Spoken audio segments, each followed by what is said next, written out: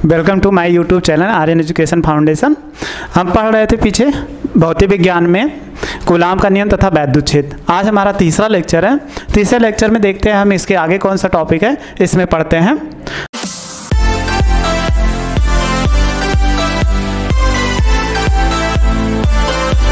देखो इसमें टॉपिक था हमारा तीसरा, इसमें तीसरे लेक्चर में वैद्युत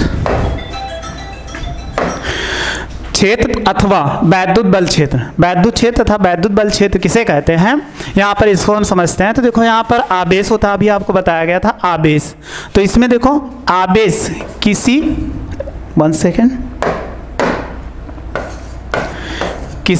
आवेश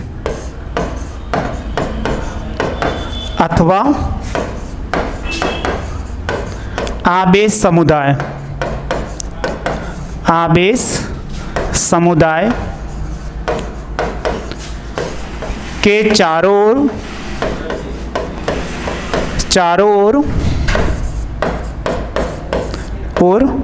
वह क्षेत्र जिसमें कोई अन्य आवेश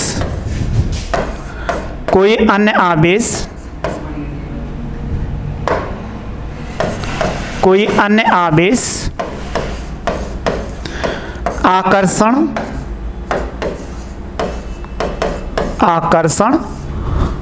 अथवा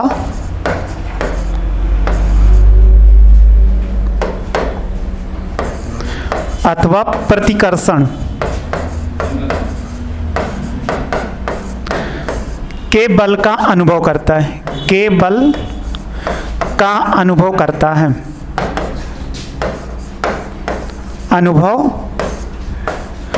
करता है, वैद्युत क्षेत्र कहलाता है। यानी वैद्युत क्षेत्र कहते हैं, वैद्युत क्षेत्र कहलाता है।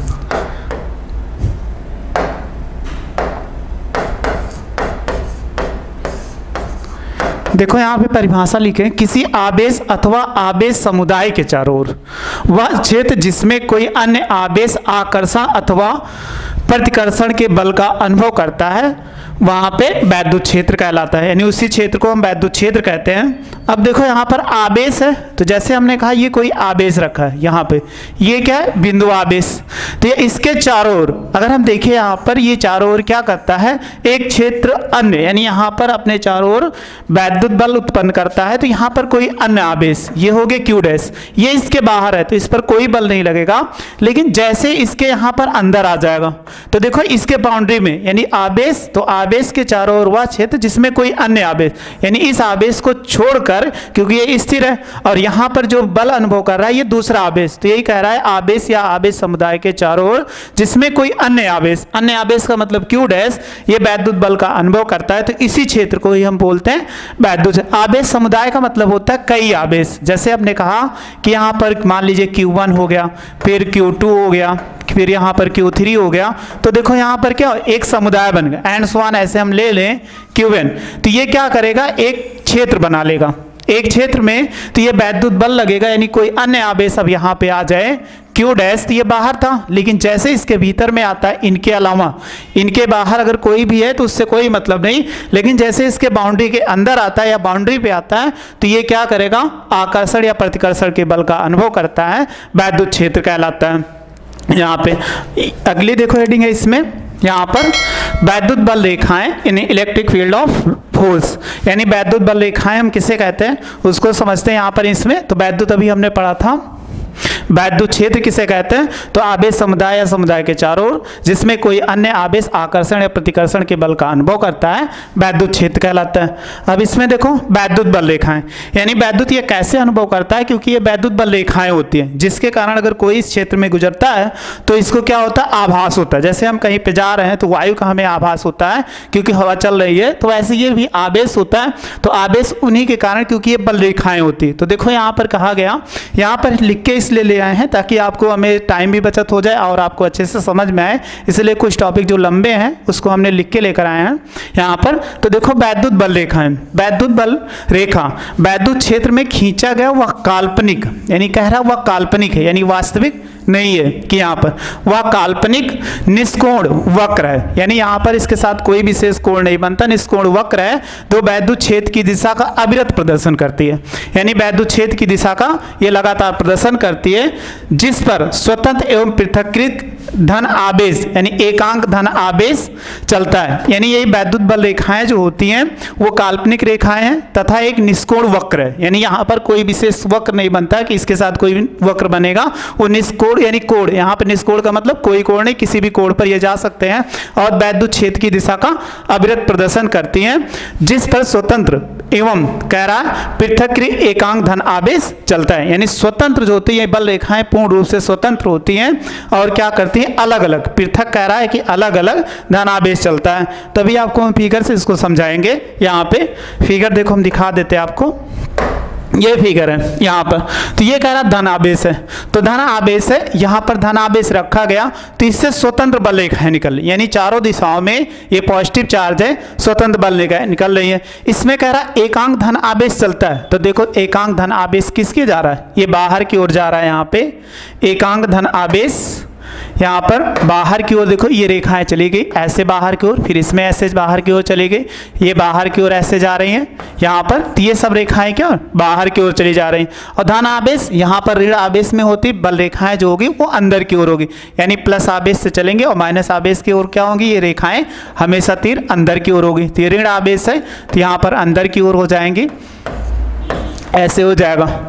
अब आगे इसी में देखते हैं इसके गुण क्या क्या होते हैं। यहाँ पर वैद्युत बल रेखाओं के गुण यानी features of electric lines of force, यानी इसके गुण क्या क्या होते हैं हम उसको समझते हैं। सबसे पहले देखो अभी आपको हमने फिगर दिखाया था, फिगर में इस पे लिखा गया है ये रेखाएं धन आवेश से चलकर ऋण आवेश पर समाप्त हो जाते हैं, यानी वैद्युत बल रेखाएं जो होती हैं वो धन आवेश से चलकर ऋण आवेश पर समाप्त हो जाती हैं। देखो कैसे, यहाँ पर ये दिखाया गया, देखो धन आवेश से ये बल रेखाएं बाहर की ओर निकल रही हैं और यहाँ पर देखो ये तीर कैसी दिख रही है, अंदर की ओर दिख रही है, यानी सब में अंदर की ओर होती है। तो ऋण आवेश दूसरा फिगर देखो यहाँ पे, इस फिगर में साफ साफ दिख रहा है कि यहाँ पर पॉजिटिव चार्ज है, यानी इस पर जो है मेरा पॉजिटिव चार्ज है और यहाँ पे क्या है निगेटिव चार्ज है, इस पे यहाँ पे निगेटिव चार्ज, ये पॉजिटिव हो गया और ये निगेटिव चार्ज हो गया।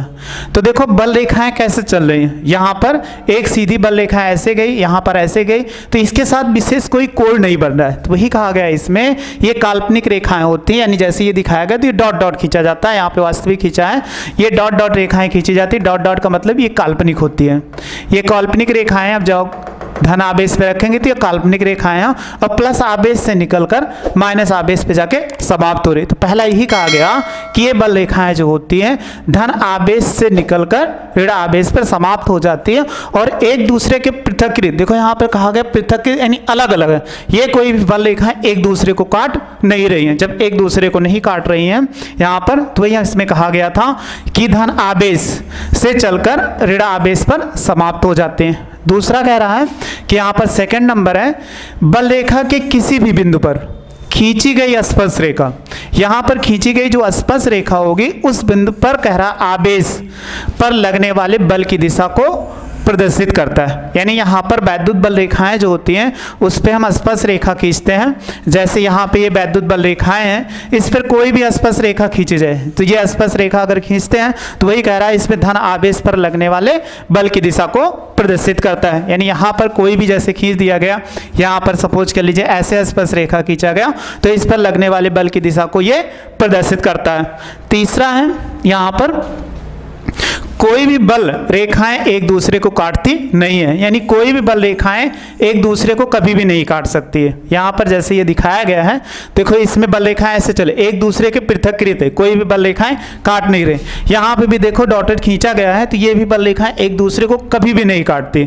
ये जैसे यहाँ पे है तो ये ऊपर चली गई, इधर यहाँ पर तो इसको हम मान लेते हैं पॉजिटिव, दोनों समान है, तो ये बल रेखाएं एक दूसरे के पृथक्कृत होती हैं और कभी भी एक दूसरे को नहीं काटती। अगला पॉइंट है ये रेखाएं खींची हुई लचकदार डोरी की तरह लंबाई में सिकुड़ने का प्रयत्न करती हैं, इसी कारण विपरीत आवेशों में आकर्षण होता है। जैसे यहाँ पर दिखाया गया है ये तो ये प्लस है, ये माइनस है। तो ये देखो अगर दो आवेश थे, ये पॉजिटिव थे और यह निगेटिव था, इसमें क्या हो, लचकदार डोरी की तरह, यानी डोरी अगर तन दे इसको यहाँ पर, ये क्या कर रहा है, सिकुड़ने का, यानी दोनों आवेश एक दूसरे को पास आने की कोशिश कर रहे हैं। तो यही बता रहा है कि ये दोनों आवेश क्या होते हैं, विपरीत आवेश में होते हैं। तो ये बल रेखाएं एक दूसरे के पास आने, यानी लचकदार डोरी की तरह सिकुड़ने का, यानी कम से कम स्थान लेना चाहती हैं।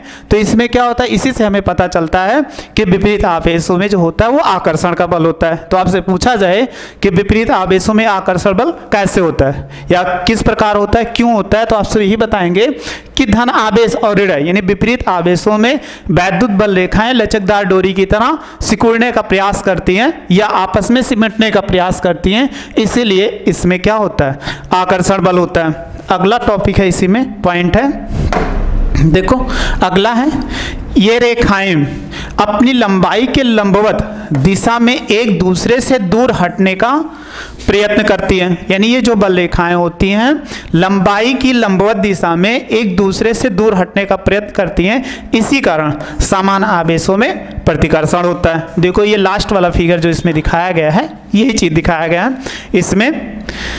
ये लास्ट फिगर देखो, यहाँ पर ये प्लस मान ले, तो यहाँ पर प्लस क्यों मान रहे, क्योंकि बल रेखाएं देखो यहाँ से बाहर निकल लेती, यही तो बताया गया कि अगर बाहर निकले तो वो प्लस होगा।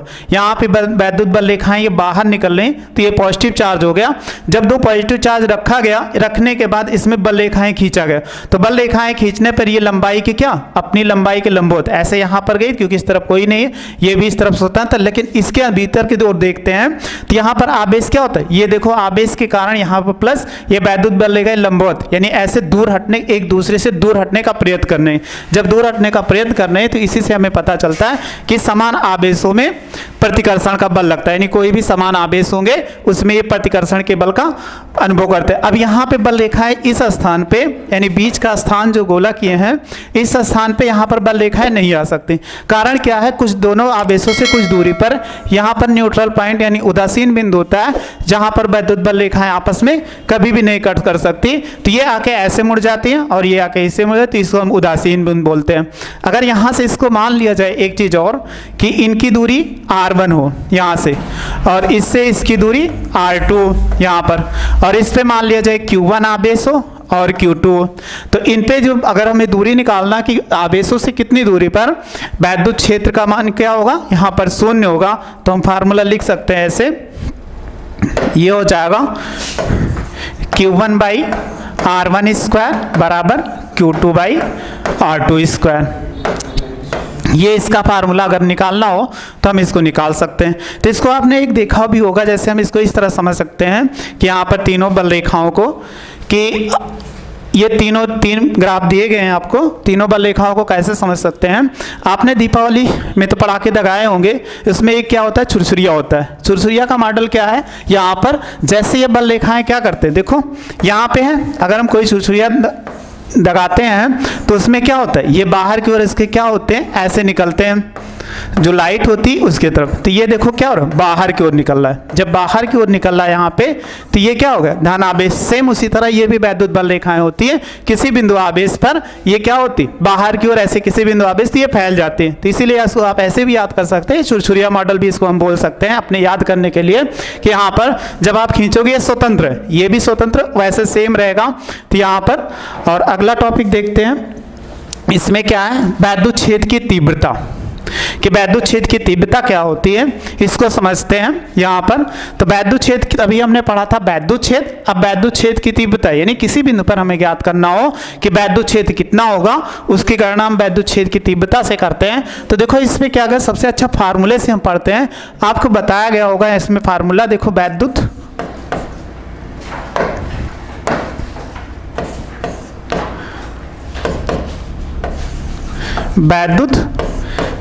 क्षेत्र बराबर होता है वैद्युत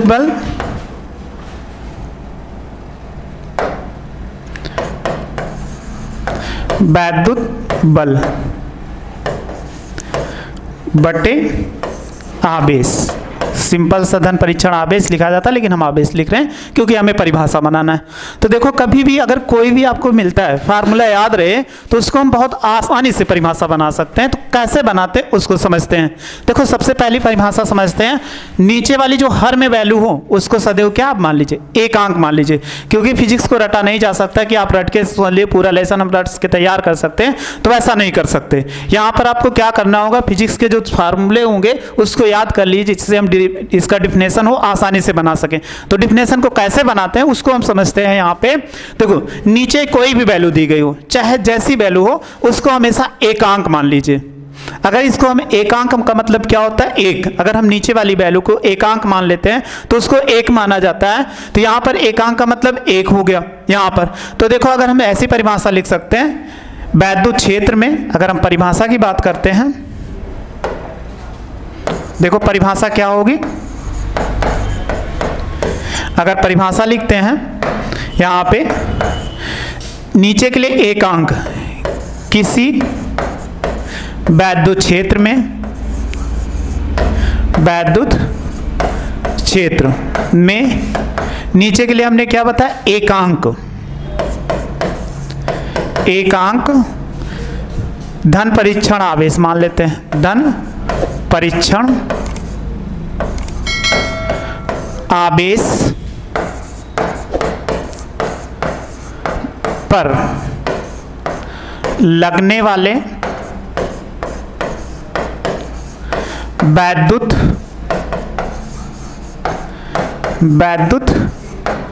बल को ही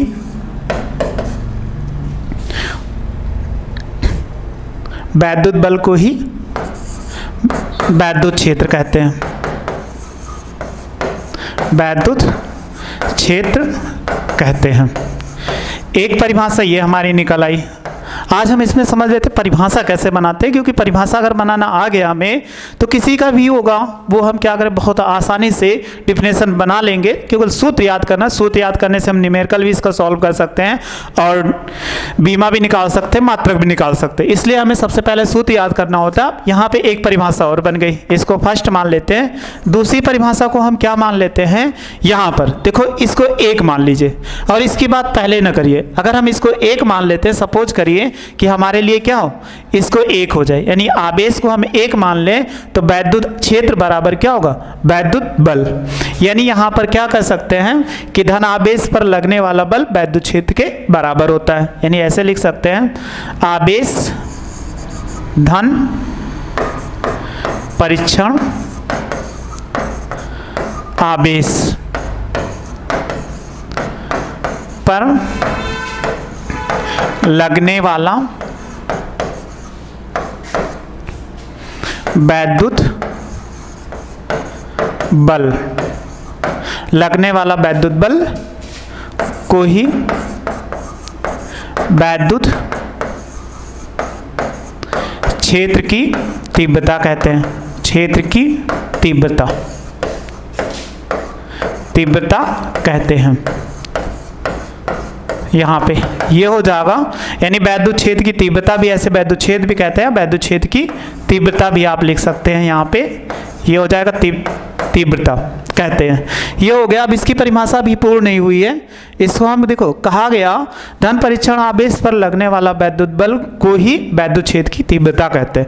लेकिन एक चीज हम इसमें यहाँ पर नीचे बटे में है आवेश, तो इसको अभी हमने नहीं कहा, लेकिन इसी का आगे लिखेंगे जबकि आवेश क्या हो, या आवेश की मात्रा एकांक हो, आवेश की मात्रा एकांक हो, एकांक हो। ये चीज अब परिभाषा कंप्लीट हुई। कारण क्या है, यहाँ पर ये बटे में है। जब ये बटे में है, अगर इसको आप एकांक नहीं बोलोगे तो ये हो गया, तो ये आवेश छूट गया। तो आवेश पर जो वैद्युत लगने वाला वैद्युत बल है, यानी किसी वैद्युत क्षेत्र में धन आवेश पर लगने वाला बल को ही वैद्युत क्षेत्र की तीव्रता कहते हैं, जबकि आवेश की मात्रा क्या हो, एकांक हो। जो चीज हमने कहा था यहाँ पे शुरुआत में एकांक धन परीक्षण आवेश, वही हमने क्या कर दिया, लास्ट में कह दिया। तो किसी की भी परिभाषा अगर बनानी हो तो हम ऐसे बना सकते हैं। यहाँ पर कोई भी परिभाषा हो आप ऐसे बना सकते हो, और ऐसे भी बना सकते हैं वैद्युत बल को ही वैद्युत क्षेत्र कहते हैं। यहाँ पर ऐसे भी कह सकते हैं वैद्युत बल, यानी वैद्युत बल को ही वैद्युत क्षेत्र कहते हैं जबकि एकांक आवेश हो, या ऐसे कह सकते हैं वैद्युत बल तथा आवेश के अनुपात को वैद्युत क्षेत्र कहते हैं। ये इसको हम क्या पढ़ते हैं, अनुपात, क्योंकि ये बटा है, इसको आप जानते होंगे अनुपात पढ़ा जाता है। जब इसको अनुपात पढ़ते हैं तो देखो क्या नाम है, वैद्युत बल तथा आवेश के अनुपात को ही वैद्युत क्षेत्र कहते हैं। अब इसको हम डिनोट्स कर लेते हैं, कैसे इसमें डिनोट्स किया जाता है उसको शब्द को देखते हैं। देखो इसको हम कैसे डिनोट्स करते हैं यहाँ पर, तो यहाँ पर लिखे हैं वैद्युत क्षेत्र को सदैव ई से डिनोट, वैद्युत क्षेत्र की तीव्रता को हम ई से लिखते हैं और वैद्युत बल को एफ से तथा आवेश को हम यहाँ पर ऐसे भी लिख सकते हैं क्यू नॉट या क्यू लिख सकते हैं। क्यू नॉट का मतलब धन परीक्षण आवेश, यानी हमें कोई भी इसमें वैद्युत क्षेत्र तीव्रता ज्ञात करने के लिए एक परीक्षण आवेश को ही मान लिया गया, काल्पनिक आवेश होता है यहाँ पे। अब इसमें देखो ये हो गया फार्मूला, इसकी सहायता से हम कोई भी अगर मिलता है इसको हम सदिश रूप में, यानी E बराबर F बाई क्यू वेक्टर, अगर हम सदिश रूप में लिखते हैं तो इसका सदिश रूप जो होगा यहाँ पे E vector equal F vector by Q होगा, क्यू नॉट, क्योंकि यहाँ पर इस पे ये ध्यान दीजिएगा क्यू वेक्टर, क्योंकि क्यू क्या है, एक अदिश राशि है, इसीलिए इस पे वेक्टर नहीं लगाया जा सकता, तो ई वेक्टर बटे एफ बाई क्यू वेक्टर। अगर इसी में हमें बल की गणना करना हो तो हम बल की गणना भी कर सकते हैं। अगर किसी में कहा जाए कि इस पे द्वारा वैद्युत क्षेत्र में, तो अगर इसको इधर गुणा करा देंगे तो बल एफ बराबर कितना हो जाएगा, बल एफ बराबर क्यू नॉट ई हो जाएगा। इसी वक्त तुरंत इसका मात्रक और बीमा दोनों पढ़ लेते हैं। देखो मात्रक कितना होगा इसका, अगर हम मात्रक निकालें यानी वैद्युत क्षेत्र की तीव्रता का मात्रक, वैद्युत क्षेत्र की तीव्रता का मात्रक, तीव्रता का मात्रक, अगर हम इसके मात्रक की देखते हैं तो यहाँ पर क्या था, E बराबर F बाई क्यू, तो E का मात्रक जब निकालोगे तो F के नीचे क्या है, बल, तो हम लिख सकते हैं बल का मात्रक और बटे क्या होगा, आवेश का मात्रक, आवेश का मात्रक। अब देखिए बल का मात्रक क्या होता है, न्यूटन, इसलिए हो जाएगा न्यूटन, आवेश का मात्रक कूलाम होता है यहाँ पे। अब इसमें देखो ये लिखा है बटे, बटे को हमेशा हम क्या बना देते हैं, मात्रक में प्रति पढ़ा जाता है, तो न्यूटन प्रति कूलाम हो जाएगा। ये इसका मात्रक है, यानी ई का क्या है, मात्रक है। बीमा देखते हैं, बीमा कितना होगा यहाँ पर, अगर ई की बीमा निकालते हैं, की बीमा या बीमीय सूत्र कहा जाए, देखो ऊपर क्या है, एफ था, यहाँ पर बल था, तो बल की बीमा, बल की बीमा, बीमा लिखा हुआ है, बटे यहाँ पर आवेश की बीमा, आवेश की बीमा। बल की बीमा कितना होता है, देखो बल की बीमा जो होती है ML/T-2 होता है, और आवेश की बीमा TA होता है, या AT या TA लिख दीजिए। अब इसमें ऊपर लेके जाइए, केवल M है, यहाँ पे ये हो जाएगा, L है, यहाँ पर L नहीं है, इसलिए L ऐसे लिख देंगे। T क्यों, यहाँ पे पावर 1 है, ऊपर ले जाएंगे -1 जोड़ देंगे तो T-3 हो जाएगा और A-1 हो जाएगा यहाँ पर, तो इसकी बीमा हो जाएगी। एक मात्रक और निकाल लेते हैं, MKS पद्धति में मात्रक, MKS पद्धति में मात्रक, तो यहाँ पर मात्रक देखो इस पे लिखा है M का मतलब मास होता है, अगर इसका निकालेंगे तो ये कितना हो जाएगा, किग्राम। पावर जितनी है उतना ही रहता है, बस यहाँ L का मतलब लेंथ, इसलिए इसका मात्रक मीटर होगा, और यहाँ पे T का मतलब टाइम, समय का मात्रक जो होता है सेकंड होता है, पावर जो उसमें कोई कमी नहीं है, -3 हो जाएगा, और A का मतलब एम्पियर, एम्पियर हो जाएगा, इसकी पावर -1। इसी को आपको अगर ऐसे कहा जाए MKS A पद्धति में, तब भी आपका सेम यही मात्रक होगा। तो अगर किसी भी मात्रक याद कर लेते हैं तो हम ऐसे भी निकाल सकते हैं, और ऐसे भी हमें पूछा जाए SI पद्धति में मात्रक है ये भी, और ये भी SI पद्धति में मात्रक है, और ये बीमा है यहाँ पे।